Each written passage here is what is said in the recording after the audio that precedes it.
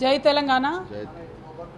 ఈరోజు మూసీ నది పరివాహక ప్రాంతంలో మూసీ ప్రక్షాళన పేరుతోని ఈ ప్రభుత్వం చేస్తున్నటువంటి విధ్వంసం పైన శాసన మండలిలో బీఆర్ఎస్ సభ్యులందరం కూడా మేము రకరకాల అంశాలను రేకెత్తించడం జరిగింది.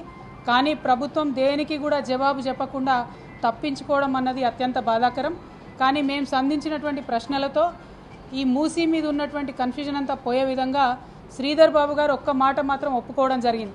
అదేమంటే 4100 కోట్ల రూపాయలతోని ప్రపంచ బ్యాంకులో రుణానికి మేము అప్లై చేసినటువంటి మాట వాస్తవమే అని చెప్పారు. మరి ప్రపంచ బ్యాంకులో రుణానికి పోయినప్పుడు డిపిఆర్ లేకుండా ఎట్లా ఇస్తుంది ప్రపంచ బ్యాంకు అని మేము అడిగిన దానికి మాత్రం ఆయన సమాధానం దాటవేసిండు. ఇవాళ ప్రజలుగా మనందరం ఆలోచించుకోవాలి. ఒక చిన్న బైక్ లోన్కి పోతే కూడా 100 కాగితాలు అడుగుతారు. 4100 కోట్ల రుణాలు ప్రపంచ బ్యాంకు నుంచి అడిగినప్పుడు మరి డిపిఆర్ లేకుండా ప్రపంచ బ్యాంక్ ఇస్తుందా? మరి ప్రభుత్వం ఇవాళ శాసన మండలిలో శాసనసభలో తప్పుడు సమాధానాలు ఇచ్చి సమాజాన్ని తప్పుదోవ పట్టించేటటువంటి ప్రయత్నం చేస్తూ ఉంది. దీన్ని మేము తీవ్రంగా ఖండిస్తూ ఉన్నాం. మీరు ఏదైతే మూసీ నది ప్రక్షాళన కోసం బీఆర్ఎస్ పార్టీ ఎన్నడూ కూడా వ్యతిరేకం కాదు. కానీ ఒక ప్రణాళికబద్ధంగా స్టేజ్ వైజ్గా ప్రక్షాళన చేయాలని బీఆర్ఎస్ పార్టీ భావించింది.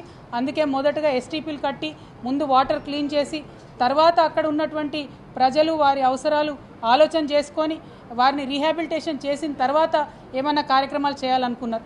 మొత్తం డీటెయిల్గా రీసెర్చ్ చేసినాక 7000 పైచిలుకు మంది ఇండ్లు పోతున్నాయంటే కేసీఆర్ గారు ఆ ప్రాజెక్టు జోలికి పోలేదు. ముందు క్లీన్ చేద్దామని ఎస్టీపీల జోలికి కేసీఆర్ గారు పోయారు.